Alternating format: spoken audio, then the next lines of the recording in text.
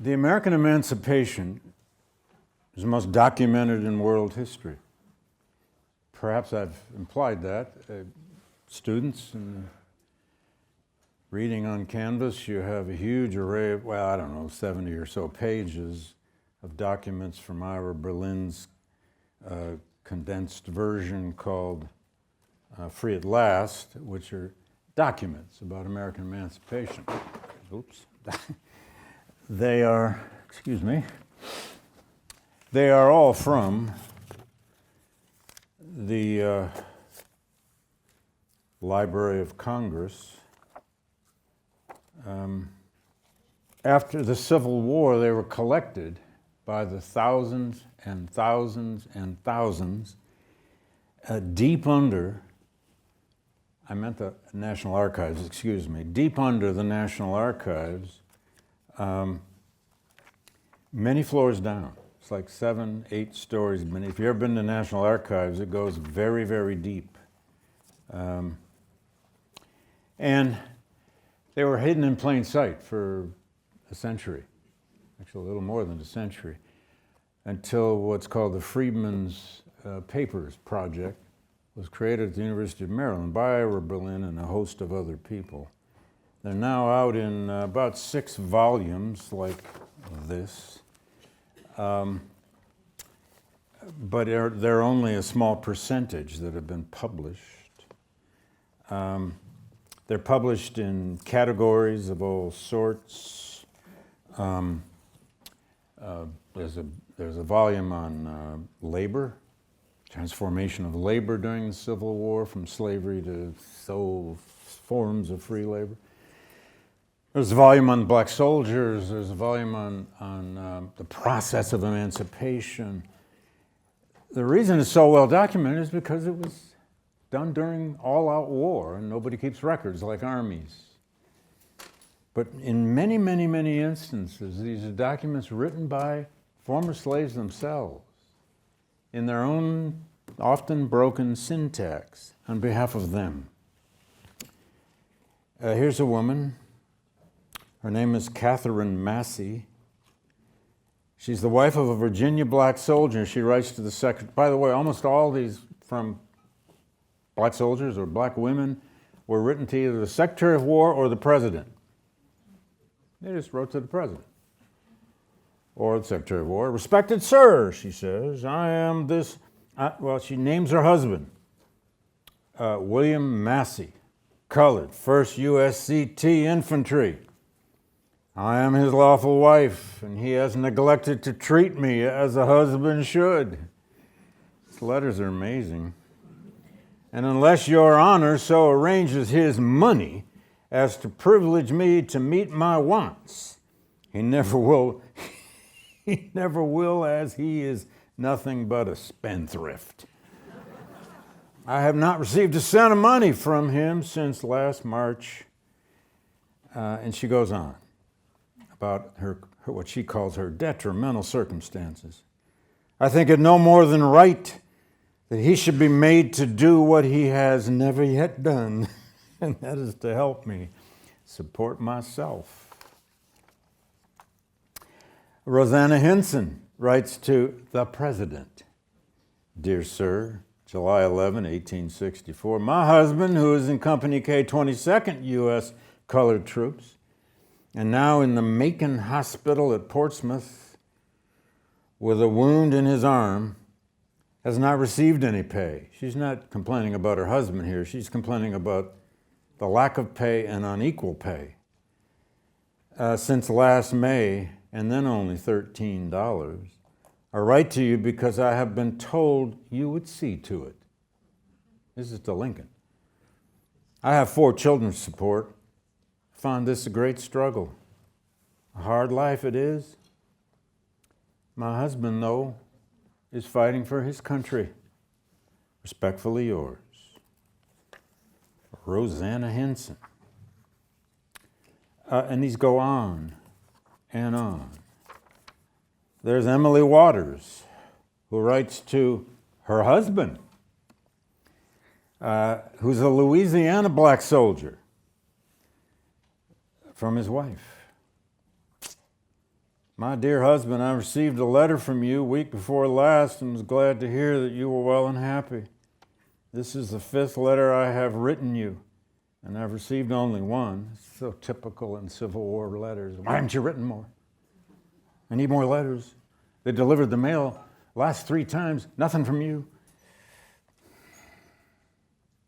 And then she goes into the problem of pay. She tells her husband what it costs she's renting something for $8 a month. And now I have no money of any account, and I'm not able to get enough to pay so much rent. Goes on. My children are going to school, but I find it very hard to feed. This is a freedmen's school established where she's living on the Roseland Plantation in Louisiana, occupied by Union forces. My children are going to school, but I find it very hard to feed them. And if you cannot come, I hope you will send me something to help me get along. The Freedmen's Papers Project is just full of these kinds of appeals. It shows us the deep human and sometimes inhuman travails that people are facing. I'll probably use even a few more as we start Reconstruction next Thursday. I could read these all day. Sometimes they're just trying to find their husbands. They don't know if they're alive. I'm especially fond of all the letters in these collections from the women who give us a window into what freedom meant. And as emancipation starts happening in that process we tried to describe last time, wherever the armies went, proximity to the coast, proximity to the so-called contraband camps or refugee camps. Almost 200,000 black men end up in Union blue like these dashing guys. But in the midst of war and the terrible travail of it, we don't know how many freedmen died in the process, but a lot did.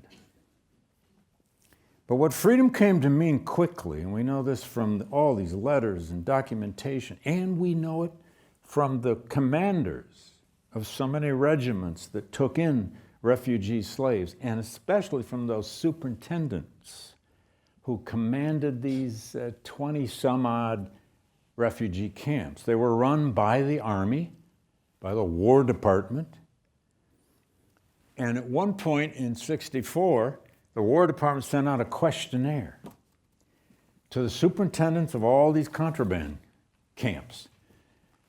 And they all had to fill out, it was like 15 questions, and they all had to answer the same questions, which is great sociology, isn't it? If you're a sociologist, you design your questions and you hope everybody answers your survey. It's tremendous survey data. It's not clear that's exactly what they were trying to get, but that is what they got.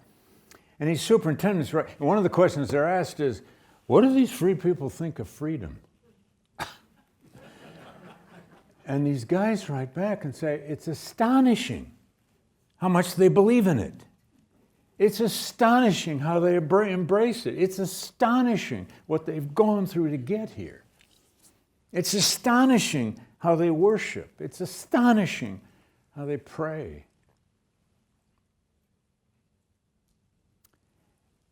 They're asked about education. Are the freed people capable of learning? Are they interested in education or skills? And these superintendents, some of them are dumbfounded. They're stunned at what they find. And of course, that's not utterly surprising. They all arrive there with a certain degree of 19th century American racism, and they're amazed. Yes, they want schooling. Yes, they want to learn. And they're asked all kinds of other questions, and one of the most profound answers you find from all these superintendents is they want security. They want to be safe. And they want land. And how are they going to get it? This is chaos. This is all-out war. The American emancipation occurred, never forget, in the midst of all-out civil war. It took tremendous violence to end American slavery. It's one of the reasons our memory of these events has been so difficult. We've, for reasons that are sometimes understandable as represented in some of these images I am going to at least show you, there are reasons we've wanted to step around some of these facts of the scale of death. And as we end the war on Thursday and move into Reconstruction, I'll say a few words about that scale of death. We've wanted to move around some of this because it's very hard to look at, very hard to process. And it is the first photographed war in history. So people came to know what it looked like. Yeah, all right. War is not just these maps, although the maps help us understand it. Sometimes it's said that, the side with the biggest guns wins wars, or the side with the best food, or the side with the soldiers best fed, and all that's Napoleon, I guess. And there's a lot of truth to that. But what I want to do here first is explain some of the decisive battles of 1863 which turned this war. It ain't over in 1864, as we'll see. And I want to offer you some explanations for why the Union won and the Confederacy failed. It's one of the central questions about this. Why did the North win this war? Oh, they had better generals. Oh, they had more men. They had bigger guns. Yeah. But there are a lot of other deeper reasons, none more important than emancipation. Emancipation, and students, you've all read by now Stephanie McCurry's book, Confederate Reckoning. Part of the argument of that book is that emancipation killed the Confederacy from within, slowly but surely. That's debatable to some, but not to all. But what did freedom mean when people reached it? Wherever they reached it, in some, like Wallace Turnage in that little gunboat in Mobile Bay when these sailors said, "Jump in, kid." Terrified, starving to death, they wrap him in blankets, they put him in a tent for a night. What did freedom mean? These droves of people with a wagon behind them of some kind, making it to a contraband camp in Tennessee or in northern Mississippi, around the rim of Virginia, the rim of Georgia. What did it mean? It meant the beginnings of dignity, the beginnings of the freedom to move, mobility. It meant the beginnings of freedom of choice, some kind of autonomy. Now, this is desperate autonomy. And where are you going to go? Well, there's the Union lines, hopefully. It meant the beginnings of some kind of independence. It meant the realization that you might now have a new identity than just your first name and just slave. All over the record, we have so many former slaves just changing their names. So names like Freeman, Freedom, or Liberty. A John yesterday might be John Liberty today. And it's going to mean quickly, as you can see here in an 1864 letter that I just read, it's going to mean access to something called a school. Education for your kid, literacy for old and young. It might mean your own property. It will mean that. The beginning of Reconstruction in some parts of the South. I'll show you more of that on Thursday. Getting your own piece of land, working it, enclosing it, calling it yours, being able to buy it, maybe, with government help. And last, it meant wages. Before you own your own land, it meant they're going to pay you something. Maybe, you hope. as we will see with the evolution of sharecropping as early as 1868, it's really taking hold, tenant farming.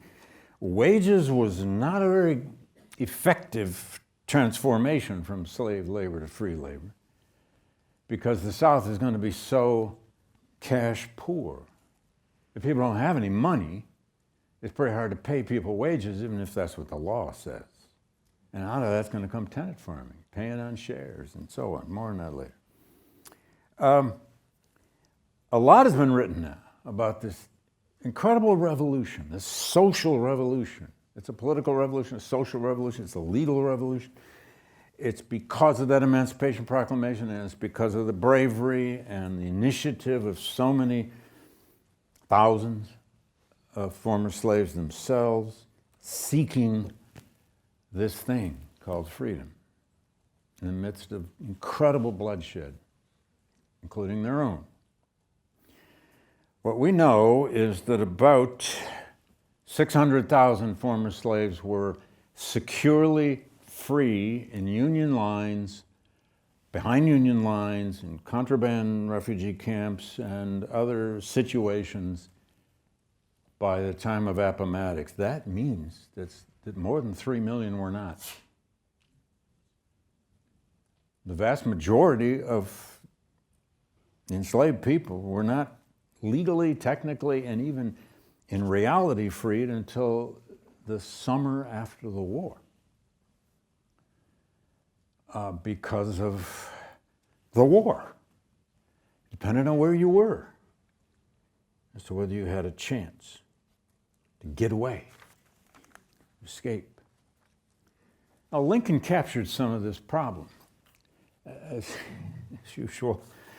In 1864, and one of the very few times he left Washington during the war, probably the furthest he went, was up to Baltimore to a sanitary fair. This was the U.S. Sanitary Commission, which was an private organization put together to try to help the troops and help feed and provide and medical services and so on. It was a little bit of a corrupt organization. But anyway, they had these sanitary fairs, and Lincoln got invited. He went to Baltimore to speak. And here's among the things he said. The world has never had a good definition of the word liberty. And the American people just now are much in want of one. We all declare for liberty, said Lincoln. But in using the same word, we do not all mean the same thing. And we still don't, do we? With some, the word liberty may mean for each man to do as he pleases with himself and the product of his labor. While with others, the same word may mean for some men to do as they please with other men and the product of other men's labor. This isn't all that subtle. Here are two not only different, but incompatible things called by the same name. Liberty. And it follows that each of the things is, by the representative parties, called by two different and incompatible names, liberty and tyranny. End of quote. Why has this war become totalized? Why has this war become all out by 64, even before that? Why is this war existential at this point? There's an explanation. The other side winning was no longer acceptable to either side. He goes on to use a metaphor of a wolf and what liberty means to a wolf. Anyway, now, bear with me a moment. We're going to go back here to the war. I was just in Charleston over the weekend, Charleston Literary Festival. I think the finest. I've been to a lot of literary festivals. I think it's the finest in the country. They do an amazing literary festival in Charleston for lots of reasons. Charleston was in ruin, though, at the end of the war. I'll come back to this on Thursday to tell a story about it. And a lot of people in the wake of the Civil War said, you know, this whatever country survives is now a real country because it has ruins. Real countries in Europe had, you know, lots of ruins, generations of ruins. They could always, in England, they could always go find one of those destroyed abbeys from the English Civil War and say, look how cool these ruins are. They're all grown over with ivy. Cromwell burned this one and that one and this one and that one. Ruins make you a real country. When people see the glorious architecture of Richmond today, they don't really know until somebody tells them this is what it looked like in late spring 1865. And who's sitting there but 4 little black children in their Union cappies. I love this photo, not because of the ruins, but because of the little kids. It's amazing. All right. Now, I'm going to do this quickly. I apologize. I should probably run an evening seminar here for other parts of this course. Don't applaud for that. I'm not planning it just yet. But the Gettysburg campaign is, of course, a huge turn in this war. I've chosen my title on this lecture from Robert E. Lee, his famous passage during and at the end of the Battle of Fredericksburg in December 62. This is before the fateful campaigns of 63. But in that Battle of Fredericksburg, as some of you know, along the Rappahannock River, a horrible, horrible wintertime battle of 2 days where idiotic Union commanders kept throwing Union troops up this really steep hill called Mars Heights. And Lee's army at the top just kept mowing them down and mowing them down and mowing them down. And it was there that Robert E. Lee said, "It is well that war is so terrible, we should grow too fond of it." You know, it's that old notion that there's nothing like war that gets your attention, especially if you're in it.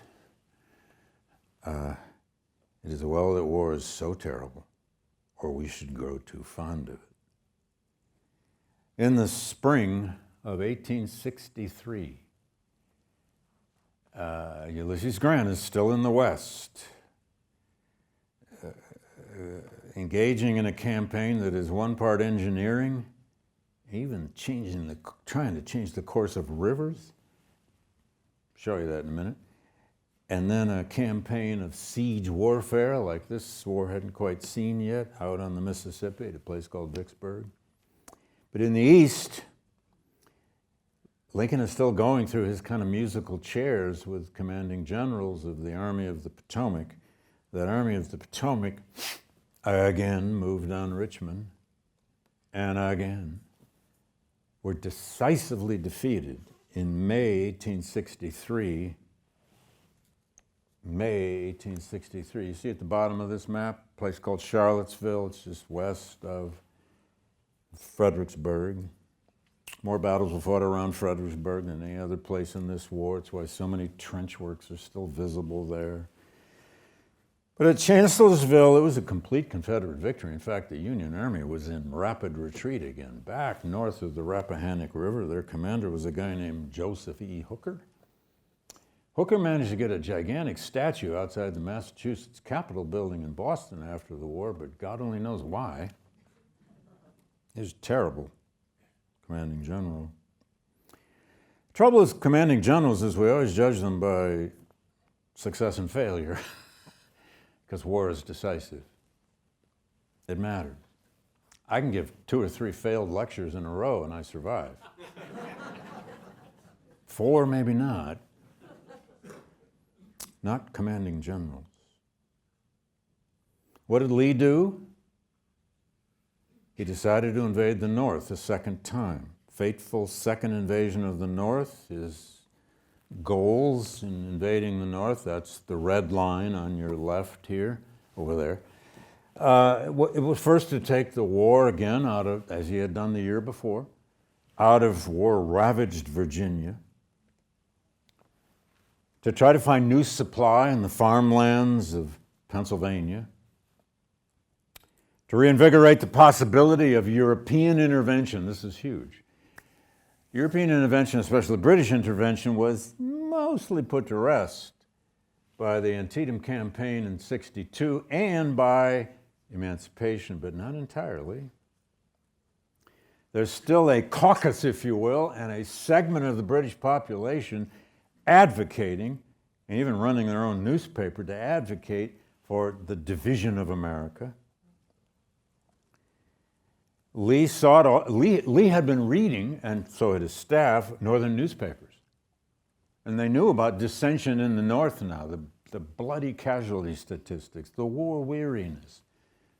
Northerners are sick of war already. They're going to be even more sick of it in 1864. And his idea here was to appeal to the so-called peace Democrats in the North, the people who were opposing Lincoln in the war. Now, after all, there's an election next year. Is the Union government really going to try to hold a general election that following year in the midst of civil war? No republic had ever done that. Can't do that. But Lee had a good idea here, at least. If he could win a decisive battle somewhere on Northern soil and throw fear into the North, throw fear into Philadelphia, throw fear into Washington, D.C., maybe they'd just give up. Hooker was replaced by another general named George Gordon Meade,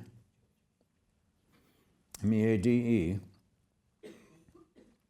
in the last week of June, 1863. And Meade's job now was to take his army, which has been defeated,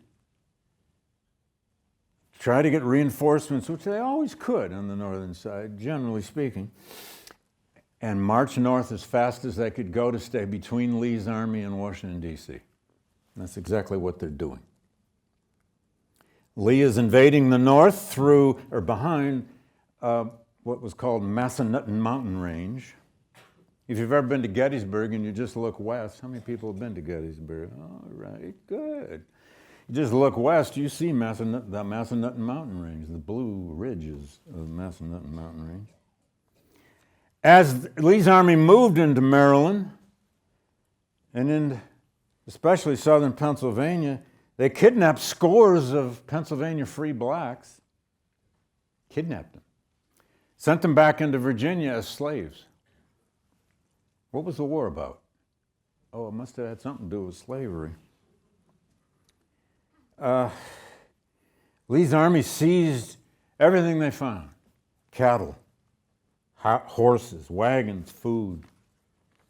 This was all-out war on resources, on people, and on armies. They will only collide at Gettysburg. Some of you may know this because Gettysburg had a shoe factory, and part of Lee's army badly needed boots and shoes.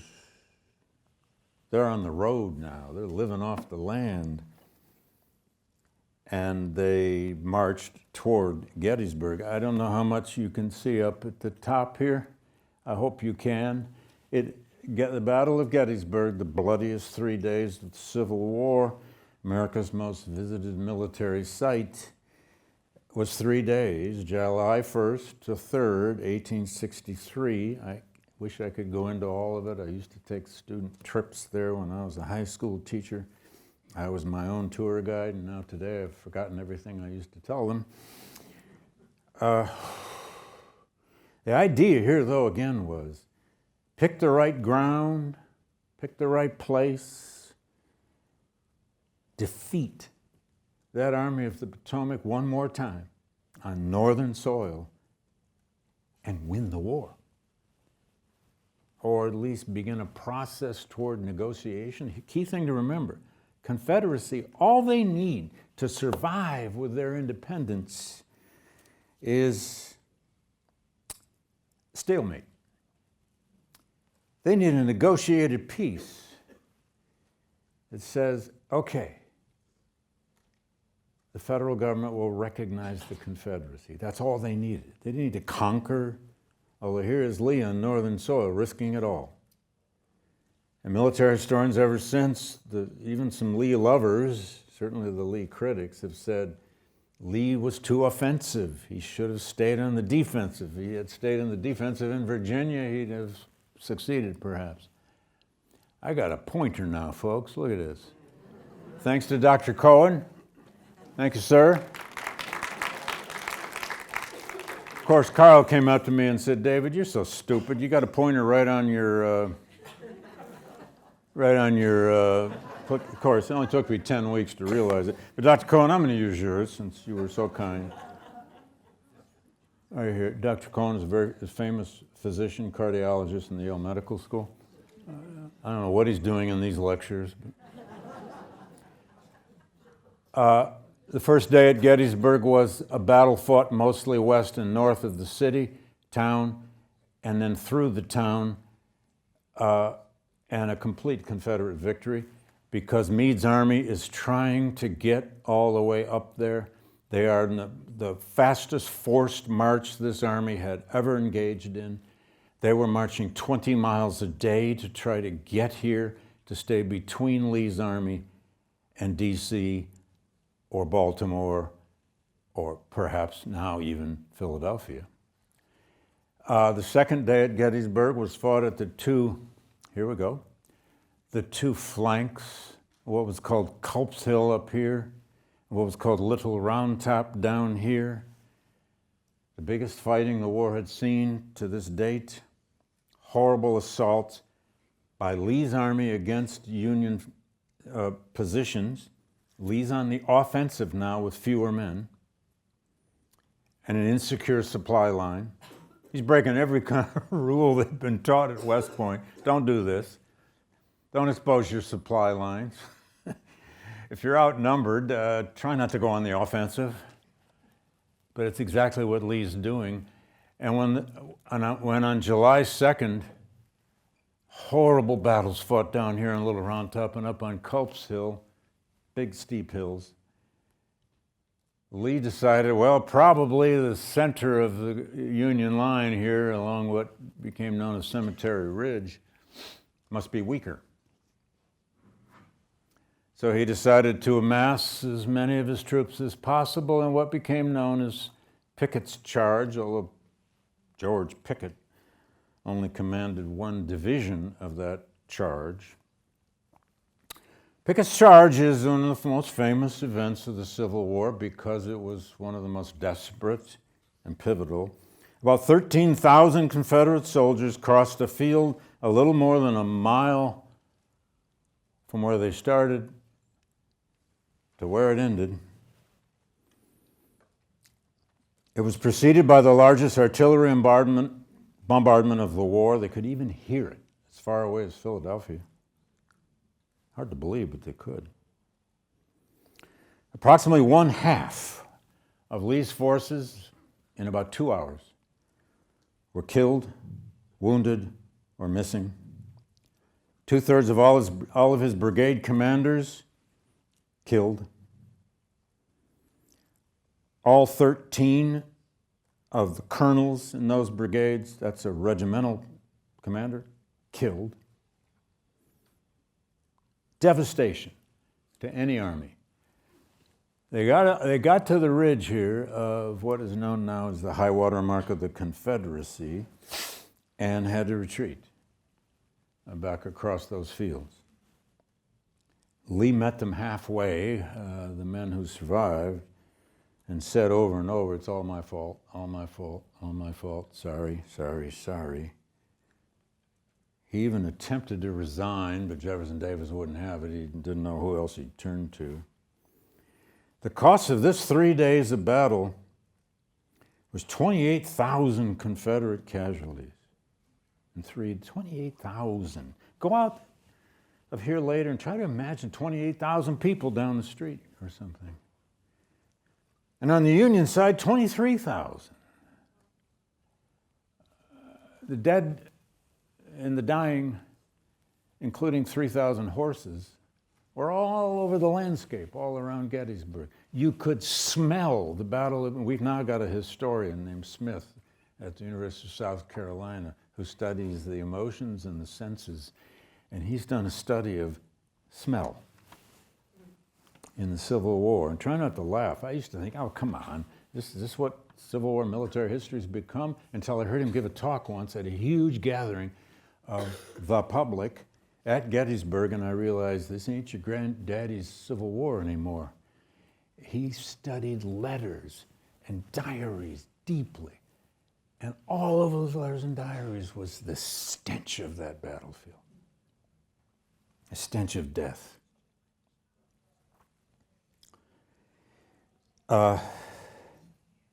This was still a battle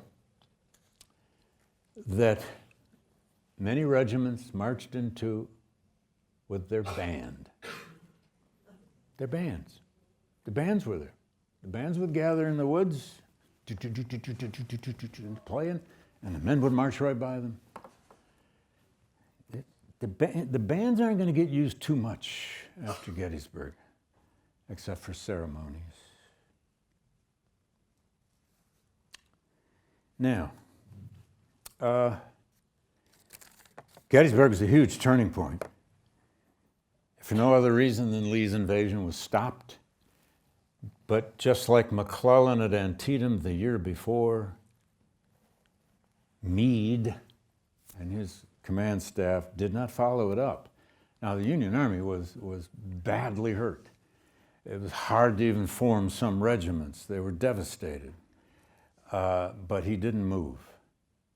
What was left of Lee's army retreated away from here, back to the west, and back down behind Massanutten Mountain, and crossed the Potomac once again. Lee wrote this desperate telegram to General Meade and begged him, please, sir, I know how horrible, I've heard how horrible this battle was, but please move, please move. You've got Lee trapped, please, we can end the war. And Meade couldn't make it happen. Part of it was also because the 2 days after the battle turned into thunderstorms. My guy Charles Brewster, I've told you about, kept all those letters. His regiment, the 10th Massachusetts, was kept just in reserve behind Cemetery Ridge.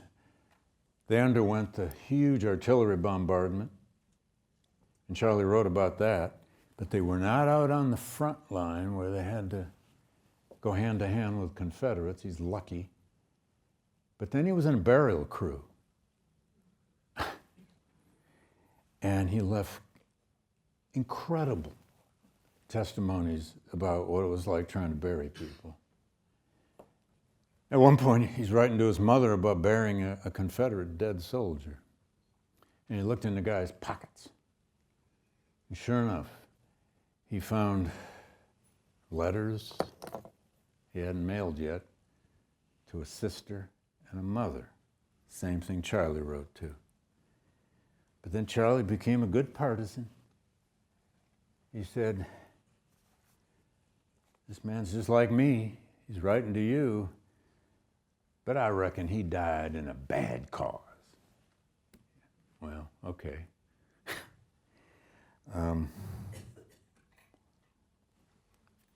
Out west,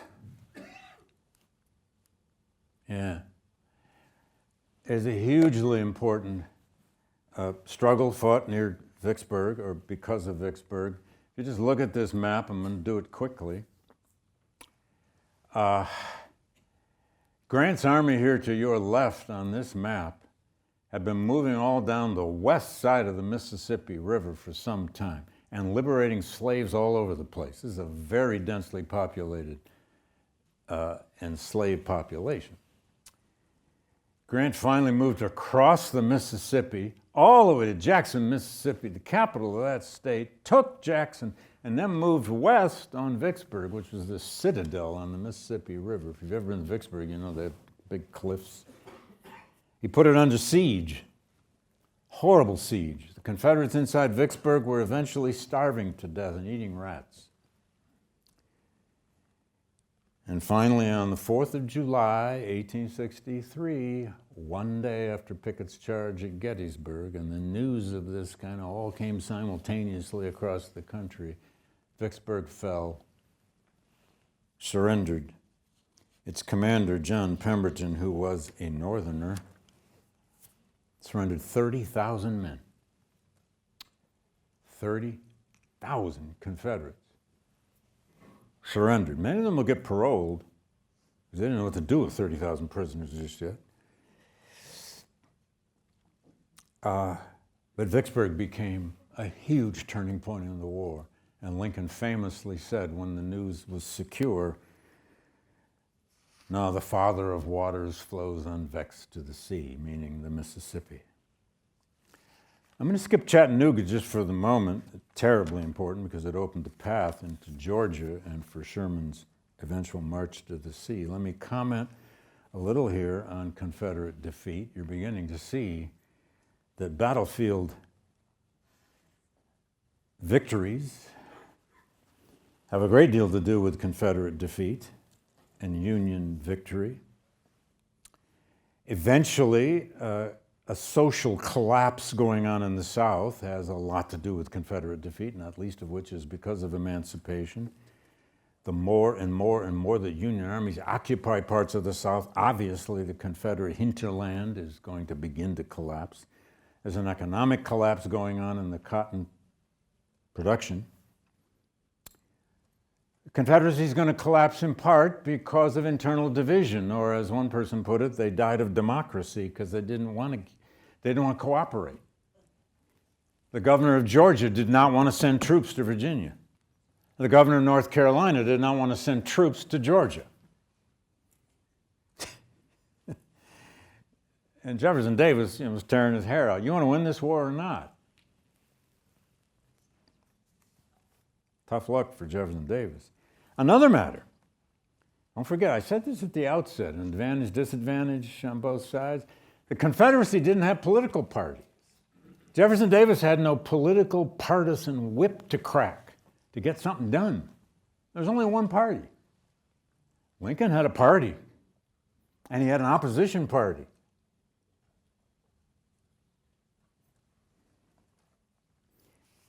One of the most profound interpretations of Confederate defeat has come from a variety of military historians over the years, led by a guy named, two historians named Barringer and Hathaway, in a book called Why the South Lost. It's very compelling. It's not always, it's been much debated, and that is this idea of loss of morale. So the so-called loss of morale thesis. That a society under such pressure, duress, suffering, loss, the social system being torn apart from within, is, even if it has a great deal of nationalism, even if it came to see itself as a kind of a religious movement, even if it did have a lot of Confederate nationalism, it nevertheless can't sustain this forever. Now, some say that nationalism in the South was only rooted in, an ideology of fear, a kind of negative, reactive nationalism instead of a positive, aggressive, powerful, song-singing nationalism. Is your nationalism just defensive, or is your nationalism offensive?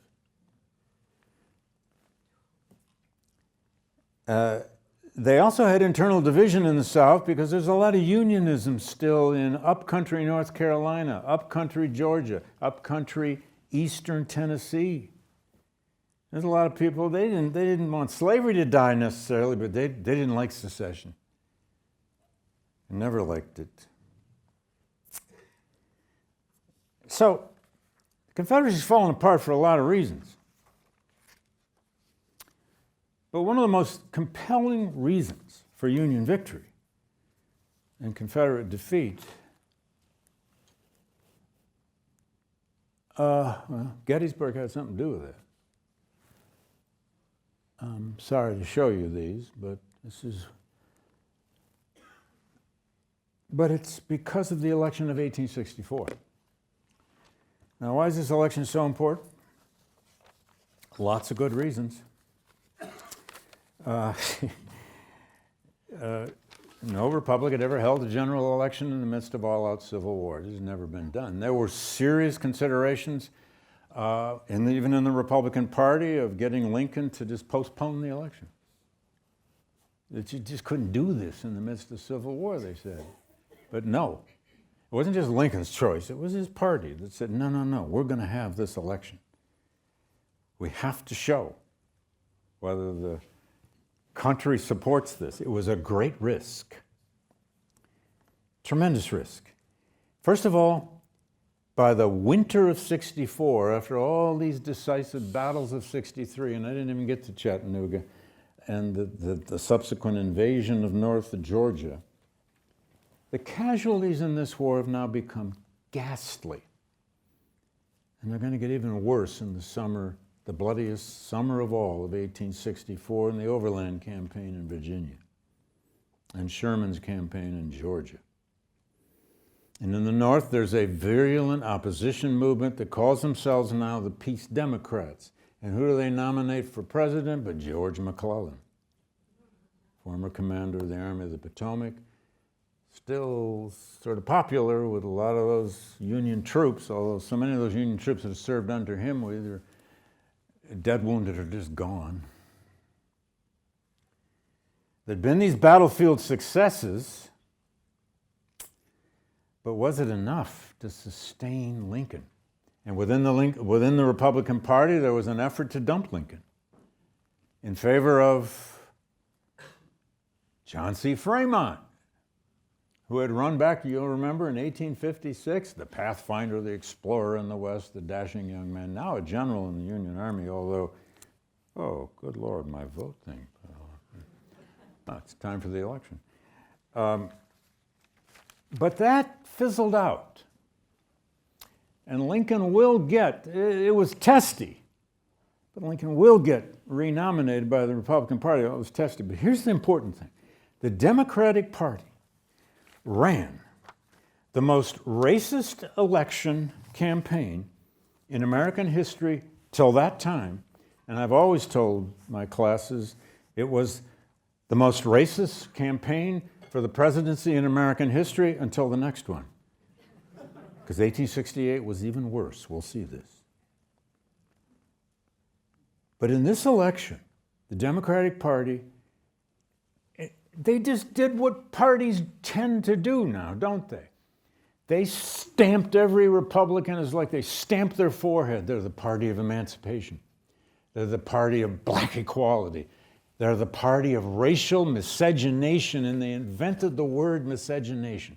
The word miscegenation got into a dictionary in 1864 because the Democratic Party invented it to portray the Republicans as race mixers. And they started calling Abraham Lincoln Abraham Africanus I, implying that he was really black. They weren't doing any DNA yet. Now, who knows? They might have found 6% of here and 8% of there. Who knows? Abraham Africanus I. They also called him the original orangutan. They said in their most public documents and their most public statements that the Republican solution for the war was to mix the races, turn America into a mongrel race, of course. And they said the Republican Party is simply America's miscegenation band. They put out these amazing cartoon pamphlets showing so-called miscegenation balls with black and whites all kissing each other and hugging each other at the Central Lincoln Club. It was always black women and white men, of course.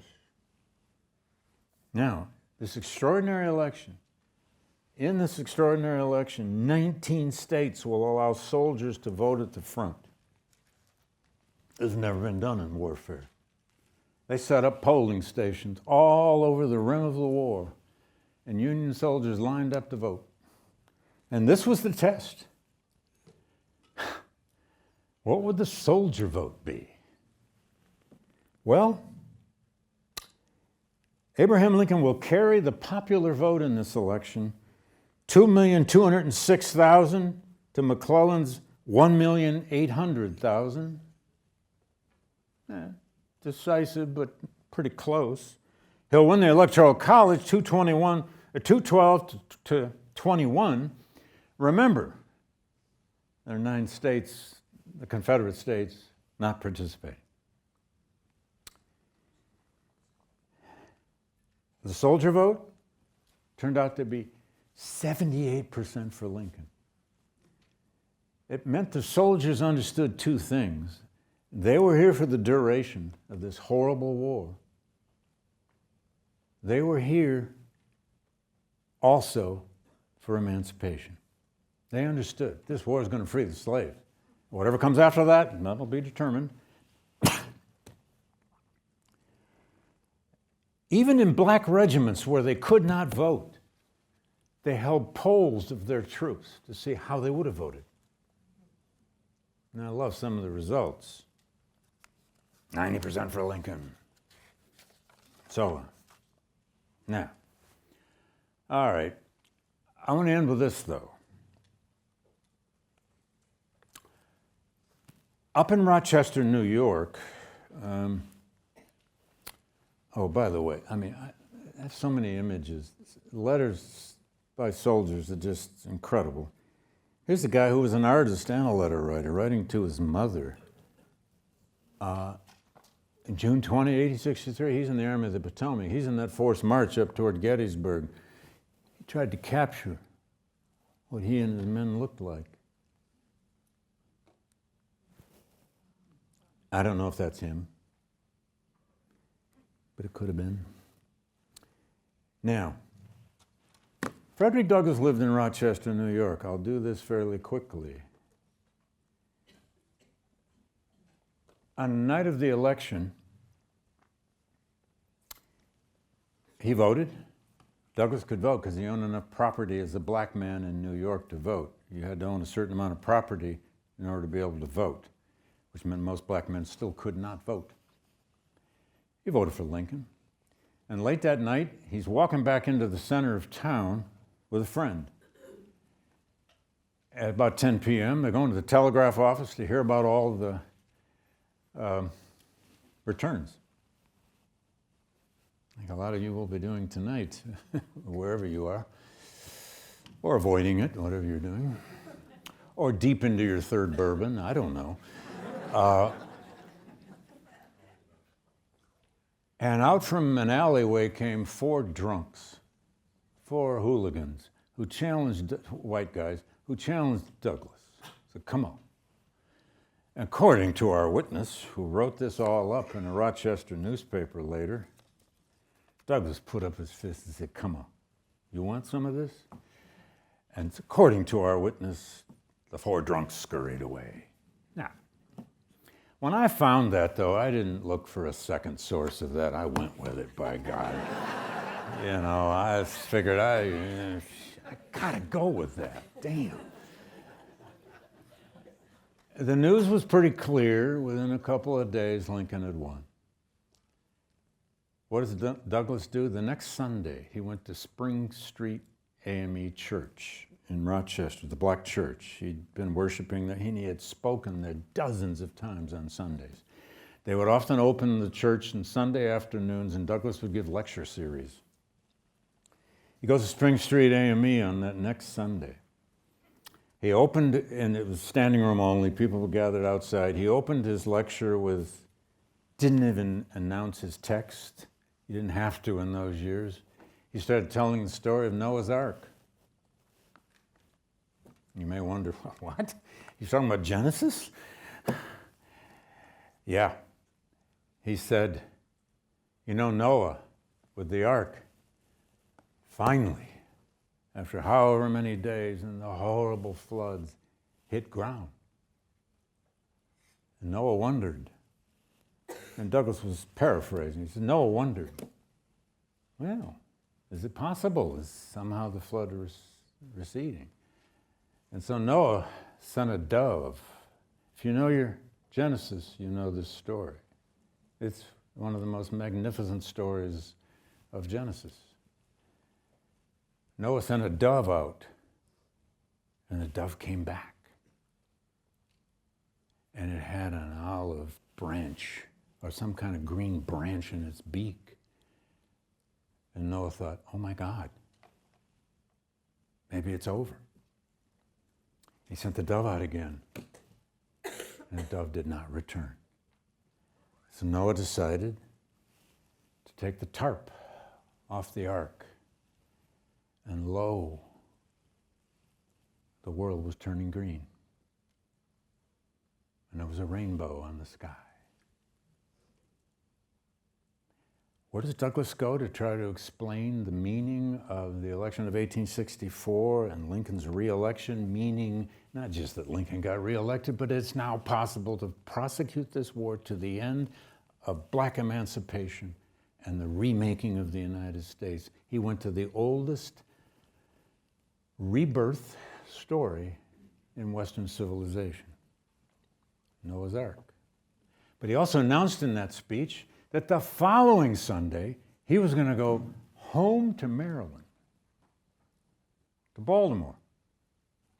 He's going to go home to Baltimore. Yeah. He had never been in Baltimore except through the train station since he escaped in 1838.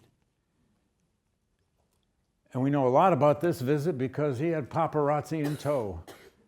Press were with him. Douglass returns to Baltimore. Where'd he go? He went to the Bethel AME Church in Fells Point, where he had escaped from slavery, a church he had worshiped in, possibly the church where he'd met his wife, Anna. And he arrived there. It was just, again, the street was full of people. He couldn't fit everybody in. And as he approached the front steps, there's a black woman, a little older than him, came up to him and said, "Hello, Frederick, I'm your sister, Eliza." He hadn't seen Eliza since 1836. Eliza had had 8 children, most of them while she was a slave, some of them while she was free. She had purchased her own freedom. She had 8 children, and she had named one of them for her famous brother. But she was illiterate. He grabbed her by the arm. They walked right up the main aisle of the church. We're told the altar of the church was festooned with American flags, even some cannonballs. I mean, God. And he got up and he started the same way he did back in Rochester. He said, "Noah and the ark hits ground. Noah wonders, sends out the dove. Dove comes back, sends it out again. Dove doesn't return. Tarp. Lo." But then he had a different ending. He said, "That I, former slave, am back on the former slave soil of Maryland." Oh, and by the way, he just buttered up that audience with about the beauties of the western shore of Maryland. He'd never talked about Maryland that way before. The beauties of Maryland, how gorgeous its rivers were. He said, "That I have returned to Maryland, former slave, and Maryland is now free. I am the dove. I am the messenger." Now that takes chutzpah. Put yourself into the Noah's Ark story and get away with it. But why could he get away with it? Well, because of who he was and how talented he was. He said now the nation, in his view, was redeemed and purified. That's a lot of hope in those words at that point. There's a lot to happen. He said, "They are experiencing, quote, the life or death of our nation."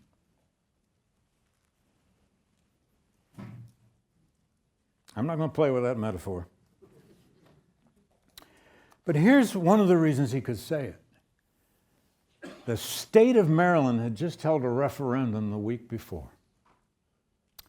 They had voted to become a free state. 30,174 to 29,799 by 400 votes. Douglass decided that's good enough. That some portion of 1% victory, I'll take it. Maryland's a free state.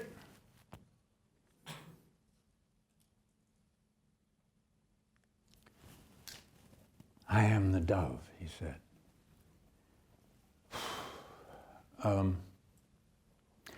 I don't know that anybody will go back and rely on Genesis tonight or tomorrow or whenever our current election ends. But one side ought to try if she wins.